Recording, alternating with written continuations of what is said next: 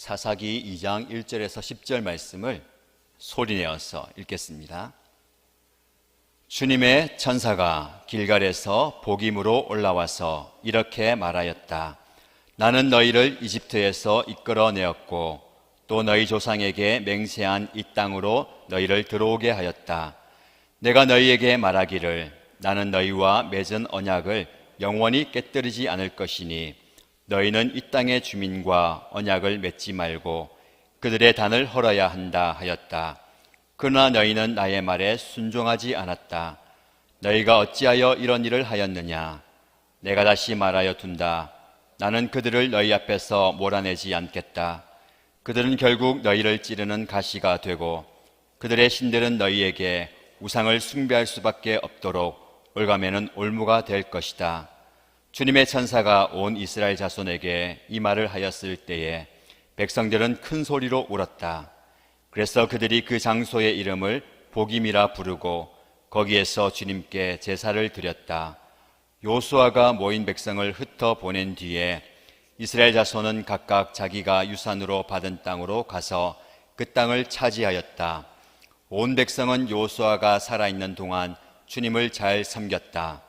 그들은 요수아가 죽은 뒤에도 주님께서 이스라엘에게 베푸신 큰 일을 모두 눈으로 직접 본 장로들이 살아있는 동안에는 주님을 잘 섬겼다. 주님의 종인 눈의 아들 요수아는 110살에 죽었다. 그리하여 그들은 그가 유산으로 받은 땅의 경계선 안 에브라임 산간 지방인 가스산 북쪽 딥낫 헤레스에 그를 묻었다. 그리고 그 세대 사람들도 모두 죽어 조상들에게로 돌아갔다. 그들이 죽은 뒤에 새로운 세대가 일어났는데 그들은 주님을 알지 못하고 주님께서 이스라엘을 돌보신 일도 알지 못하였다. 아멘. 벌써 11월을 맞이했습니다. 한 해가 금방 지나가지요. 11월에 저와 여러분 우리 일신 가족들이 함께 묵상할 주제는 영적 수렁에 빠지게 하는 것들입니다. 지난달에는 우리가 출애굽기 말씀을 묵상했죠. 그리고 이번 달에는 출애굽한 이후에 사사기 말씀을 함께 묵상하게 됩니다. 사사기 말씀을 잘 보면 이스라엘 백성들이 영적인 침체에 빠져들어서 헤어나오지 못하는 모습을 보게 됩니다. 무엇이 그들을 그런 악의 수렁으로 빠져들게 만들었고 도무지 그 깊은 수렁에서 빠져나오지 못하게 만드는 것일까요? 오늘 저는 여러분들과 함께 우리의 삶 가운데 우리를 영적 수렁에 빠져들게 하는 그 무언가를 살펴보고 어떻게 영적 침체와 수렁에서 벗어날 수 있을까라는 말씀을 함께 살펴보고자 합니다. 오늘 본문의 말씀을 중심으로 영적 수렁에 빠지게 하는 중요한 원인 중 하나인 풍요에 빼앗긴 마음을 살펴보고자 합니다. 어디에 빼앗긴 마음이죠? 풍요에 빼앗긴 마음. 이 풍요라는 것은 넉넉함이에요. 부족함이 없는 풍성함을 말하는 거잖아요. 사실 우리는 풍요함과 풍성함을 추구하면서 살아갑니다. 또 그것이 하나님께서 우리에게 주신 복이라고 생각합니다. 그러나 거기에 우리의 마음이 빼앗긴다면 그건 복이 아니라 우리를 영적인 수렁에 빠져들게 만들고 그 수렁에서 빠져나오지 못하게 하는 원인이다라고 말씀드릴 수가 있습니다. 지난 주일에 예배를 다 마친 이후에 오후에 교회에서 대청소가 있었어요. 1년 6개월 이상 주방과 그 카페를 사용하지 못했기 때문에 묵은 때와 얼룩들이 많이 있어서 그것을 정리하기 위해서 청소하기 위해서 많은 분들이 헌신해 주셨습니다. 오랜 시간 동안 사용하지 않는 것들 집기류를 치우고 또 닦고 쓸고 하는 시간을 통해서 다 마치고 나니까요 제 속이 후련할 정도로 저뿐만 아니라 함께 참여해서 정리하고 청소한 분들의 속이 후련할 정도로 깨끗해졌어요. 그런 안타까운 사실은 그렇게 깨끗하게 정리했음에도 불구하고 주방을 앞으로 당분간 사용하지 못한다는 사실입니다. 근데 이상한 것은요, 우리가 매주 사용하고 매일 사용할 때보다 사용하지 않으니까 더 때가 많고 곰팡이가 피고 얼룩이 많이 뜨는 거예요. 이게 참 아이러니합니다. 여러분, 이 청소를 하면서 제가 영적으로 깨달은 게 있어요. 우리의 집안, 우리의 교회당, 우리의 삶의 자리뿐만 아니라 우리의 신앙생활, 우리의 마음도 이런 영적 정리와 청소가 필요하다는 사실입니다. 묵은 때가 너무 많아요. 얼룩이 많아요. 그리고 쌓아둔 짐들이 너무 많이 있습니다. 특별히 코로나19 기간 1년 6개월, 2년이 다가가는 그 시간 동안 우리 마음에 얼마나 많은 묵은 때와 얼룩이 있는지 모릅니다. 그런데 그것을 아직도 청소하지 못하고 한켠에 묵혀두고 있는 우리의 모습은 아닌가 돌아보게 되는 거예요. 특별히 연말을 맞이하면서 2021년 한 해를 마무리하면서 이제는 더 이상 그런 영적인 때와 영적인 얼룩을 남겨둬서는 안 된다라는 생각을 합니다. 그래서 우리 안에 이런 영적 정리가 필요해요. 이런 관점에서 특별히 사사기 말씀을 묵상하는 것은 큰 은혜가 있다고 생각합니다. 하나님께서 저와 여러분 우리 공동체에 11월, 12월을 맞이하면서 사사기 말씀을 주셨어요. 이 사사기 말씀을 깊이 묵상하면서 우리 안에 있는, 특별히 우리의 마음과 우리의 가정과 우리 교회 공동체, 더 나아가서 이 나라와 민족에 있는 영적인 때들을 정리하면 좋겠습니다. 그래서 여러분, 오늘부터 사사기 말씀을 좀 깊이 묵상하십시오. 벌써 1일부터 우리 자녀들과 함께 사사기 말씀을 매일 읽고 큐티하고 있는데, 사사기 말씀을 잘 읽으면서 묵상하시고 말씀을 통해 은혜 받으시기 바랍니다. 사사기는 이스라엘 백성들이 이집트를 탈출해서 하나님이 약속하신 가나안 땅에 들어간 이후의 삶에 대한 이야기예요. 특별히 모세와 여호수아의 지도력에 의해서 가나안 땅에 들어갔는데 그 이후에는 이 지도자들이 죽어요. 지도자들이 없으니까 백성들이 우왕좌왕합니다. 그때 하나님께서 사사라는 지도자를 세워서 재판관으로, 때로는 어려울 때에 그들을 구원하는 구원자로 함께 하셨어요. 근데 이 본문의 말씀을 잘 보면, 오늘 우리가 읽은 그 본문의 말씀 보면 이스라엘 백성들이 삶의 공간이 바뀌었어요. 어디에서 어디로요? 이집트 땅에서 가나안 땅으로 완전히 바뀌었어요. 그런데 영적인 정리가 되지 않습니다. 삶의 자리는 바뀌었지만 예전에 이집트에서 가졌던 그런 영적 상태와 새로운 가나안 땅에 와서의 영적 상태가 변함이 없다는 거예요. 장소의 이동, 공간의 이동, 삶의 자리가 바뀌었지만 새로운 영적 정리가 필요하다라는 도전을 본문의 말씀을 통해서 볼 수가 있습니다. 그리고 시대가 흘러요.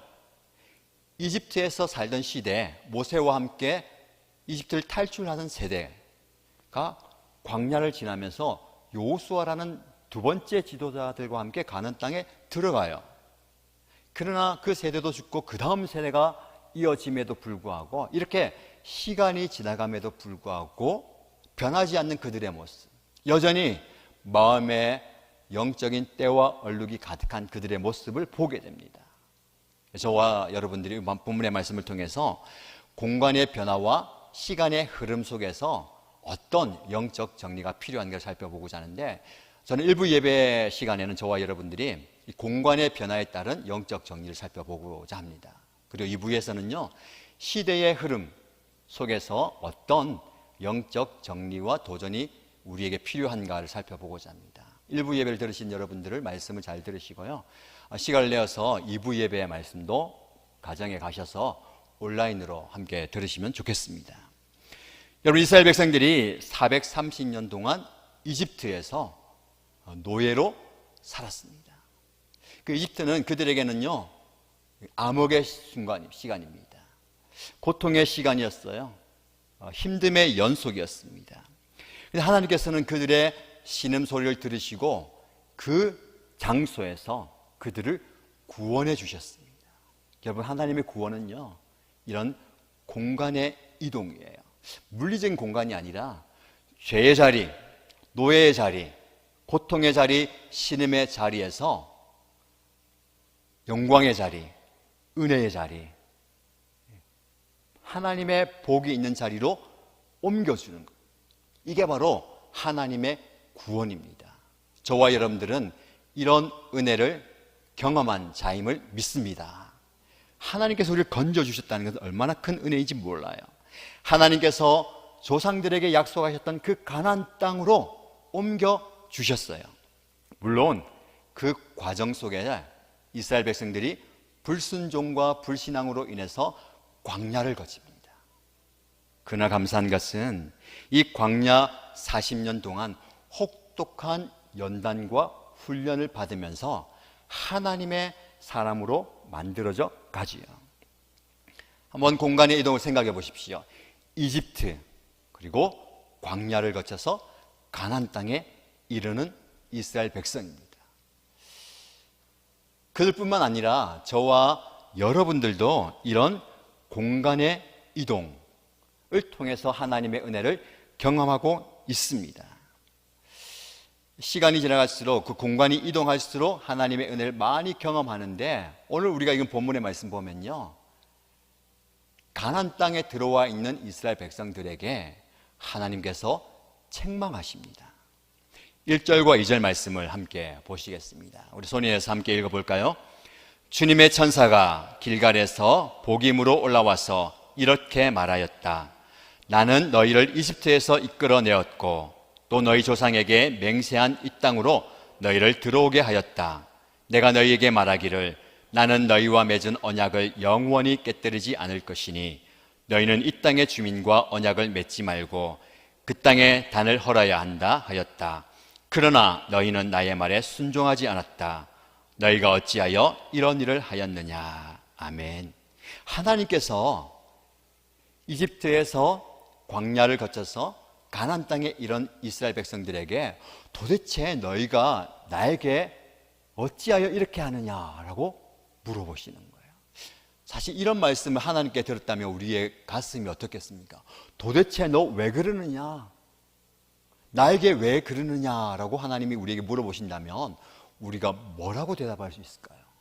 이스라엘 백성들이 그런 책망을 듣는 거예요. 왜 이런 책망을 들을까요? 본문의 말씀 보시면 너희는 나의 말에 순종하지 않았다라고 말씀합니다. 참 무서운 말이에요. 하나님 말씀에 순종하지 않았다. 너희가 나의 말에 순종하지 않았기 때문에 내가 너희를 책망한다. 도대체 너는 왜 그렇게 행하느냐?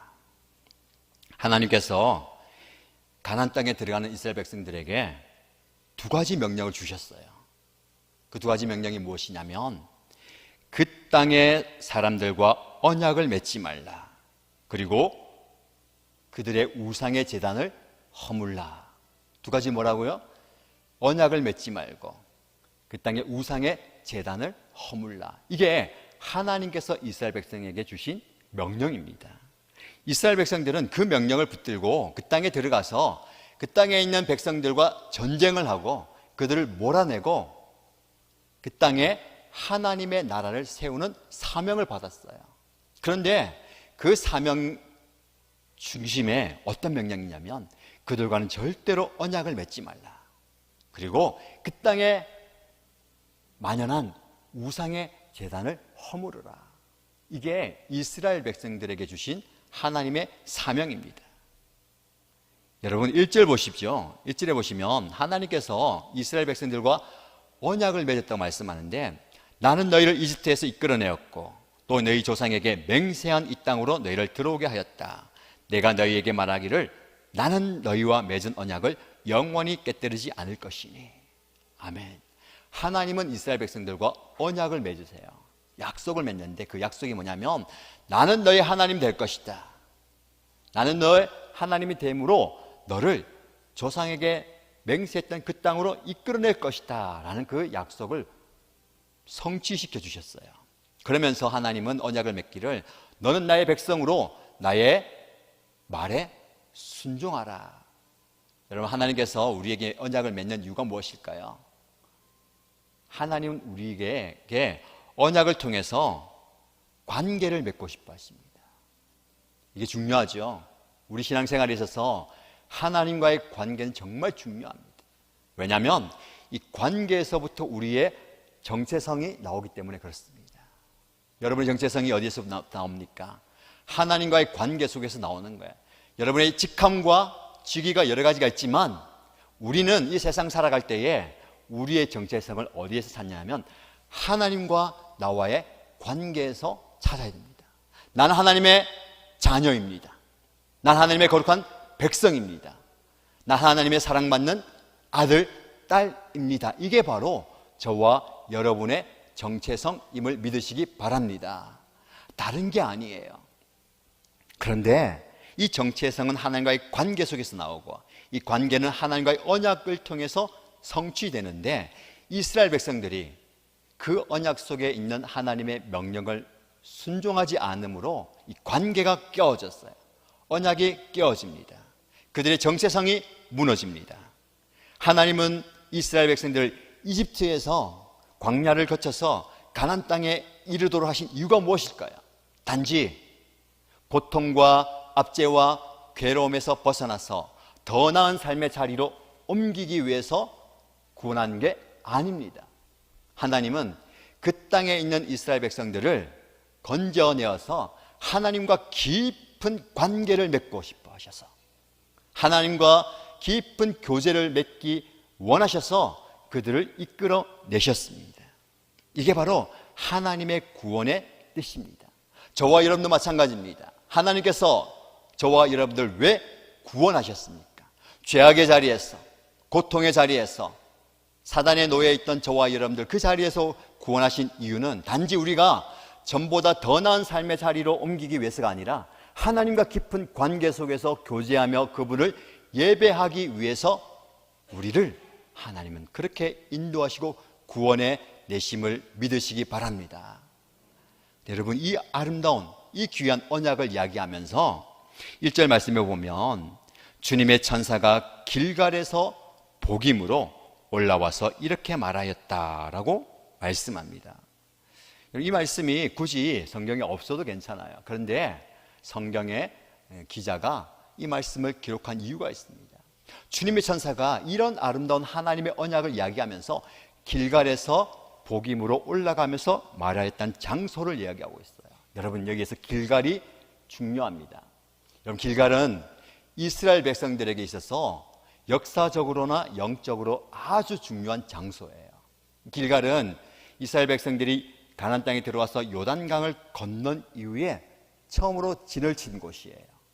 그곳에서 진을 치고 하나님께서 우리를 여기까지 인도하심에 감사하고 특별히 요단강을 무사히 건너게 하신 것을 기억하면서 12지파들이 돌을 하나씩 가져와서 12돌을 세우고 기념비를 세운 곳입니다. 그뿐만이 아니에요. 그곳에서 그동안 광야에서 태어난 자녀들이 행하지 못했던 할례를 행한 곳입니다. 할례가 무엇입니까? 하나님의 백성이라는 증표예요. 이것을 행함으로 고통을 수반한 이 행위를 통해서 우리는 하나님의 백성이란 정체성을 드러내는 증거예요. 이 할례를 행했고요. 그리고 그곳에서 유월절을 지켰습니다. 유월절은 어떤 절기입니까? 하나님께서 이집트 땅에서 고통당하고 있을 때 그들을 건져내기 전날 밤, 마지막 밤에 죽음의 천사가 그 땅을 지나갈 때에 모든 처음 난 것들은 다 죽게 될 텐데 하나님의 백성들에게 어린 양의 피를 문설주에 발라라. 그러면 죽음의 천사가 그 집을 넘어갈 것이다. 지나갈 것이다. 6월 넘어간다는 의미예요.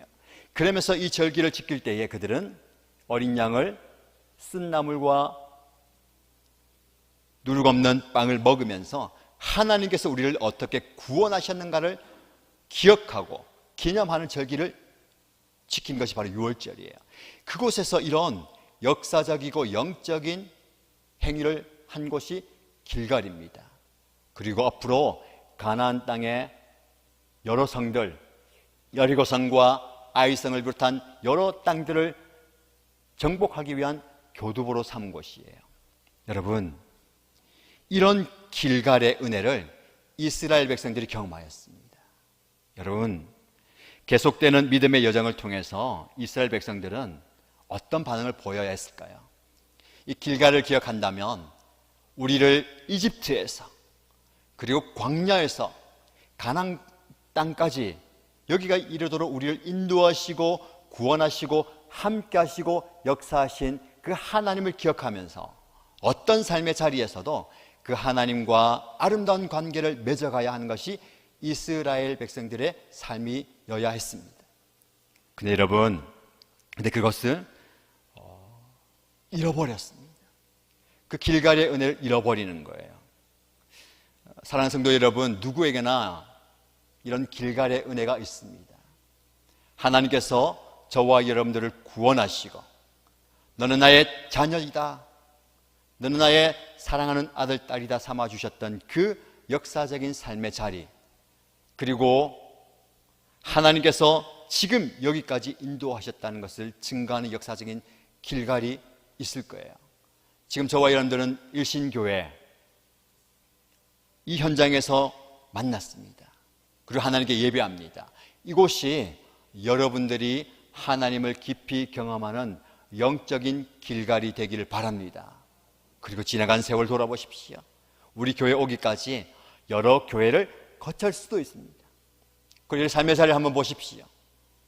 아직까지도 나는 430년 이집트에서 고통당하는 이스라엘 백성들처럼 아직도 나는 고통과 어려움과 힘든 가운데 있다, 하나님의 구원의 손길이 필요하다라고 말씀하는 분도 계실 겁니다. 그 구원의 은혜를 경험했지만 나의 연약함으로 인해서 광야와 같은 삶을 지나가면서 하나님의 도움이 필요합니다, 언제까지 이 광야에서 내가 헤매어야 합니까? 라고 부르시는 분도 계실 겁니다. 광야의 생활이 끝난 뒤에 이제 가나안 땅 앞에 서서 하나님께서 나를 여기까지 인도하셨구나 하면서 안도하면서 앞으로 나의 삶을 어떻게 인도하실까 기대하고 계신 분들도 계실 겁니다. 그러나 여러분, 삶의 자리가 어떠하든지, 여러분이 서 있는 그곳이 어떠하든지 그곳을 영적인 길갈로 만드시기 바랍니다. 하나님께서 나를 인도하셨다는 영적 기념비를 세우고 나는 하나님의 백성이라는 할례를 통해서 하나님의 백성으로 거듭나는 것처럼 그런 결단과 헌신의 자리로 만드시기 바랍니다. 이스라엘 백성들은요, 안타깝게 이 길갈의 은혜를 잊어버렸습니다. 지금 현재 하나님께서 부어주신 은혜의 자리에 있음에도 불구하고 자신의 자리에서 하나님 백성으로서의 정체성을 드러내지 못하는 겁니다. 그래서 하나님께서는 3절 말씀에 이렇게 말씀하십니다. 3절 말씀을 함께 읽어보겠습니다. 내가 다시 말하여 둔다. 나는 그들을 너희 앞에서 몰아내지 않겠다. 그들은 결국 너희를 찌르는 가시가 되고 그들의 신들은 너희에게 우상을 숭배할 수밖에 없도록 올가매는 올무가 될 것이다. 아멘. 하나님 책망이 무서워요.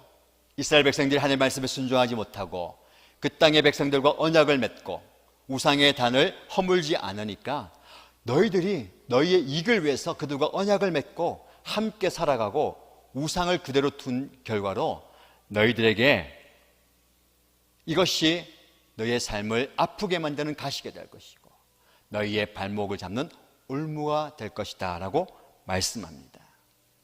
여러분, 이 말씀의 배경이 어떤 내용일까요? 이스라엘 백성이 가나안 땅에 들어와서 하나님의 명령을 기억해야 했습니다. 그 땅의 모든 민족들을 다 몰아내고 새로운 하나님의 나라를 건설해야 됐는데 그 땅에 들어가 보니까 그 땅이 너무 풍요롭고 농사가 잘 됩니다. 그런데 이스라엘 백성들은 농사를 지어본 적이 없어요. 그러니까 그들에게 도움이 필요합니다. 그들의 경험이 필요합니다. 그들의 지식이 필요합니다. 그래서 그들을 다 몰아내지 않고 그들과 함께 살아갑니다. 심지어 자기의 자녀들과 그들의 자녀들과 혼인을 시키고 더 나아가서 그들이 섬기던 우상을 섬기는 때까지 나아갑니다. 이게 바로 신앙의 타협이에요. 사랑하는 성도 여러분, 지금 우리가 살아가는 시대는 정말 풍요로운 시대입니다. 하나님께서 주신 풍요의 복을 우리가 누리는 것은 좋은 겁니다. 그런데 이 시대가 추구하는 풍요에 우리의 마음을 빼앗겨서는 안 됩니다. 세상은, 이 시대를 사는 사람들은 더 나은 환경, 더 좋은 공간을 찾아다닙니다. 그것을 얻기 위해서 얼마나 수고하는지 모릅니다. 그리고 세상은 이야기하지요. 지금보다 더 나은 공간과 삶의 자리를 얻은 것은 복이다. 그런데 이전에 누리던 그 삶의 공간과 자리를 잃어버리고 더 형편없는 곳으로 옮기는 것은 실패다, 불행이다 라고 이야기합니다. 정말 그렇습니까? 하나님을 주인으로 모시는 저와 여러분, 정말 그렇습니까? 하나님께서 우리에게 은혜 주시면 우리의 삶의 자리가 더 나아질 수도 있습니다. 그러나 여러분, 삶의 자리가 더 나아지지 않고 공간이 줄어들고 장소가 좋아지지 않으면 그것은 불행입니까? 그렇지 않습니다. 하나님의 백성의 정체성과 능력은 내가 어디에 있느냐로 결정되지 않습니다. 내가 넓은 곳에 있고 내가 높은 곳에 있고 내가 원하는 그 자리에 있으면 하나님의 백성으로서 내가 복받은 것입니까? 내가 낮은 곳에 있고 내가 정말 어려운 곳에 있으면 그것은 하나님께 버림받은 것입니까? 아니죠. 하나님께서 저와 여러분과 함께 계시다면 저와 여러분이 서 있는 그 어떤 자리, 그 어떤 장소, 그 어떤 공간이라도 그곳은 하나님께서 저와 여러분에게 허락하신 영적인 길가림을 믿으시기 바랍니다. 여러분, 삶의 자리는 우리가 바꿀 수가 없어요. 우리가 바꾸려고 노력 많이 합니다. 다가오는 상황, 형편, 우리가 어찌할 수가 없어요. 내 힘을 초월합니다. 불어오는 광풍과 몰아치는 폭풍을 우리가 바꿀 수는 없어도 우리는 그 자리에서 하나님을 향해서, 세상을 향해서, 나를 향해서 가지는 태도는 우리가 선택할 수 있습니다. 여러분, 우리는 바른 것을 선택해야 됩니다. 우리는 생각하지요. 풍요로움이 복이고 더 풍성함을 찾고 있습니다. 그러나 우리가 기억할 것은 기도하지 않아도 될 만큼 풍요롭고 편안하고 잘 되는 건 우리에게 복이 아닐 수도 있습니다. 가나안 땅에 들어간 이스라엘 백성들이 그것을 경험했습니다. 하나님께서 그들에게 풍요로움을 주셨지만 그들의 시선은 그 풍요에 뺏겨 버렸어요. 그것을 주신 하나님께 시선을 둬야 되는데 마음을 그 땅에 뺏깁니다. 그 땅의 풍요함에 뺏겨 버립니다. 안타까운 모습이죠. 여러분, 하나님께서는 그들에게 가시가 되고 올무가 되겠다는 쓰디쓴 말씀을 주십니다. 그때 이스라엘 백성들이 어떻게 반응합니까? 4절과 5절 말씀이에요. 4절과 5절 말씀 함께 읽어보겠습니다.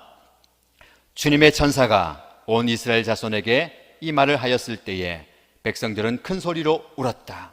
그래서 그들이 그 장소의 이름을 복임이라 부르고 거기에서 주님께 제사를 드렸다. 아멘. 여러분, 하나님의 책망의 말씀이 그들에게 주어졌을 때에 이스라엘 백성들이 어떻게 반응합니까? 큰 소리로 울었다.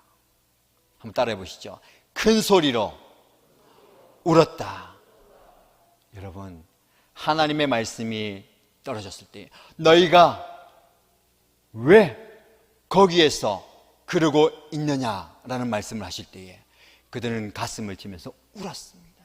그래서 그들은 그 곳의 이름을 복임이라고 불렀죠. 복임은 우는 자들, 통곡하는 자들이란 뜻이에요. 여러분, 그리스도인들은요, 하나님의 말씀이 주어졌을 때에 울어야 합니다. 외면하지 않고 무시하지 않고 그것이 나에게 주시는 말씀인지 나에게 주시는 하나님의 음성으로 듣고 울어야 합니다. 징계의 채찍 아픕니다.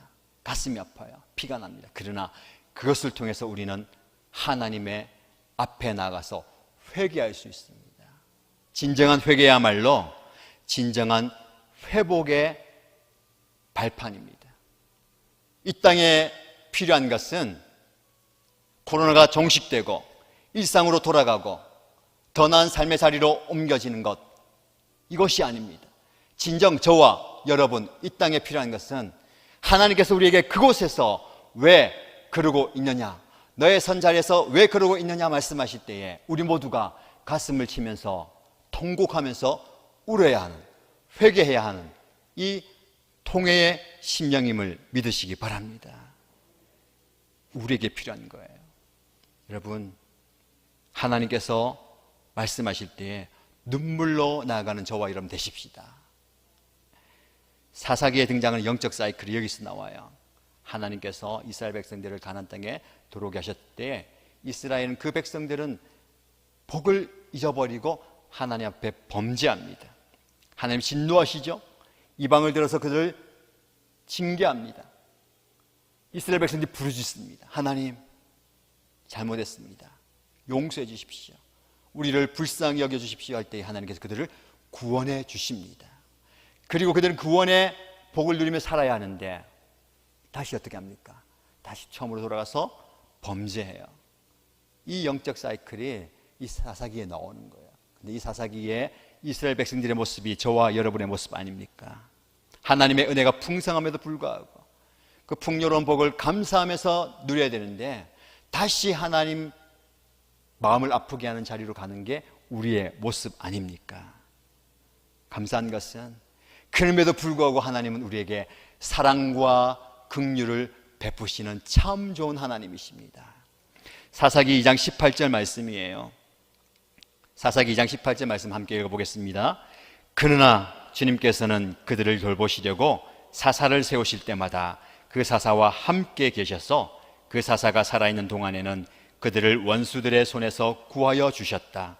주님께서 원수들에게 억눌려 괴로움을 당하는 그들의 신음소리를 들으시고 그들을 불쌍히 여기셨기 때문이다. 아멘. 여러분, 하나님은 이스라엘의 신음소리와 고통을 외면하지 않으시고 그 신음소리를 들으시고 그들을 불쌍히 여겨주셨습니다. 그리고 사사라는 구원자를 보내셔서 그들과 함께 하시고 그들 구원하셨어요. 여러분, 이 사사는 죄악 가운데, 고통 가운데, 죄악의 장소에서 신음하고 부르짖을 때에 하나님께서 우리의 고통과 신음소리를 외면하지 않으시고 사사 구원자를 보내신 것처럼 주 예수 그리스도를 이 땅에 보내셔서 우리와 함께 하심으로 우리의 모든 고통과 아픔과 슬픔과 외로움과 우리가 당하는 그 모든 질고를 다 짊어지시고 십자가에 죽어주신 그 예수 그리스도를 통해서 우리를 구원하셨습니다. 이것이 하나님의 긍휼과 사랑입니다. 여러분, 하나님은 저와 여러분들을 불쌍히 여겨주시는 분입니다. 여러분의 삶의 자리가 어떻습니까? 길갈의 은혜를 경험했지만 지금 그 길갈의 은혜를 잃어버리고 복임의 자리에 서 있습니까? 하나님의 지엄한 책망 가운데 너는 왜 거기서 그러고 있느냐라는 음성을 듣는 자리입니까? 그곳에서 소리내어 하나님께 부르짖읍시다. 하나님, 우리의 부르짖음을 듣고 저와 여러분들을 불쌍히 여겨주시고 우리에게 구원자 예수 그리스도를, 우리와 함께 하시는 성령님을 보내주실 줄로 믿습니다. 길갈의 은혜를 회복하시고 복임의 자리에서 하나님을 찾으십시오. 하나님께서 저와 여러분을 만나 주실 줄 믿습니다. 여러분, 이런 은혜를 경험한 이스라엘 백성들이요, 이 은혜를 간직하면서 살면 얼마나 좋아요. 그러나 또 실패합니다. 그들은 전보다 더 나은 삶의 자리로 이동했어요. 그러나 그 자리에서도 하나님 보시기에 연약한 모습을 보입니다. 놀랍게 역사하신 하나님의 은혜를 잊어갑니다. 왜 그럴까요? 공간은 변했지만 새로운 장소에 이전에 경험한 하나님, 그 하나님의 은혜를 기억하고 다음 세대 자녀들, 새로운 공간에서 일어난 다음 세대에게 그 기억을 전수해 주지 못했기 때문에 그렇습니다. 여러분, 기억하십시오. 길갈은 이스라엘 백성들에게 역사적인 장소예요. 영적인 장소입니다. 그러나 그것이 지난 세월의 추억으로만 남아있으면 안 되는 거예요. 저와 여러분도 마찬가지입니다. 길갈의 은혜를 경험했다고, 그것이 내 마음속에 있다고, 나의 지나간 세월 속에 있다고 끝나서는 안 됩니다. 그 길갈의 은혜가 우리의 다음 세대에게도 전수되어야 됩니다. 길갈에서 그들은 12돌을 세웠어요. 할례를 행했습니다. 유월절을 지켰어요. 사실 돌을 옮겨서 돌을 쌓는 것, 그리고 할례를 행하는 건 경험이에요. 그리고 유월절을 지키는 것도 실제적인 경험입니다. 이런 기념과 행위들이 중요한 것이 아닙니다. 이런 기념과 행위들을 행할 때에 자녀들이 부모에게 물어봅니다. 왜 이 돌을 세웁니까? 왜 할례를 행합니까? 왜 유월절을 지킵니까? 그 왜라는 질문에 답을 주라는 거예요. 여러분, 우리가 이런 답을 주어야 합니다. 왜입니까? 하나님이 우리의 주인이시다. 하나님이 우리의 구원자이시다.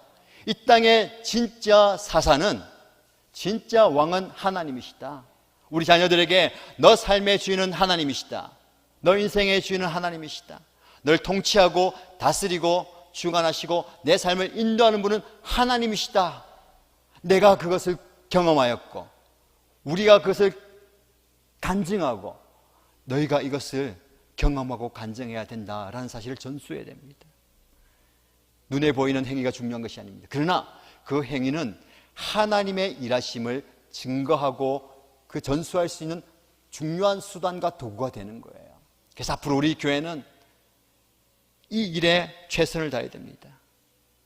여러분의 삶의 자리가, 여러분의 가정이, 우리의 목장이, 우리 교회가 이 영적 길갈이 되고 이 영적 길갈의 은혜를 우리 모든 다음 세대에게 전할 수 있어야 됩니다. 여러분, 다음 주에 추수감사주의를 앞두고 있습니다. 추수감사주일은 한 해 동안 하나님께서 베푸신 은혜를 감사하는 주간이잖아요. 우리가 특별히 감사의 예물도 드리기도 하지만, 감사의 마음을 드리기도 하지만 실제적인 눈에 보이는 행위들을 통해서 하나님께서 행하신 것을 우리의 기억 속에 담는 것이 중요합니다.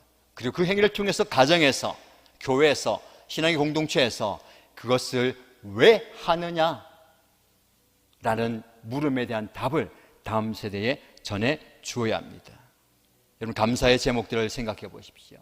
코로나19로 인해서 여러 제약이 있었지만 그럼에도 불구하고 하나님 우리에게 베푸신 은혜가 너무나 큰 줄 믿습니다. 교회 나가다 보시면 2층 로비에 나무가 세워져 있는데요, 거기에 감사나무예요. 여러분들이 오늘부터 다음 주 그리고 11월 한 달 동안 감사 기도 제목을 적어서 감사나무에 걸어 놓으시기 바랍니다. 제가 3가지 기도 제목을 적어서 걸어 놓았어요. 한 가지 아니셔도 됩니다. 교회 올 때마다 감사 제목을 적어서 걸어 놓으십시오. 왜 그렇게 할까요?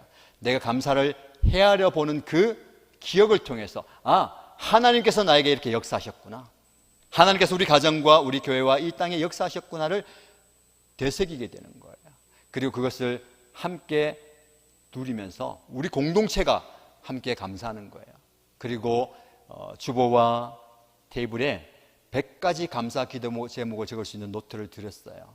여러분, 한 해 동안 하나님께서 베푸신 은혜 100가지를 한번 적어 보십시오. 너무 많습니까? 많지 않습니다. 먼저는 가정에서 100가지 한번 해보시고요, 또 은혜가 있는 분들은 개인의 100가지 한번 적어 보십시오. 헤아려 보시면서 하나님께서 나에게 베푸신 은혜를 적어보는 은혜를 경험하시기 바랍니다. 말씀을 정리합니다.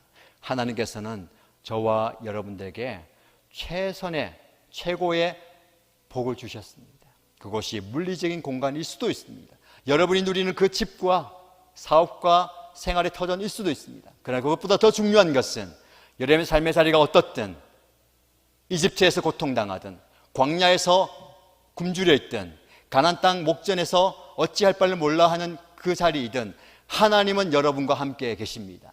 하나님께서 함께 하신 그 자리가 여러분의 영적 길갈입니다. 그 은혜를 간직하시고 그 은혜를 함께 누리며 살아가는 저와 여러분 되시기를 주님의 이름으로 축복합니다.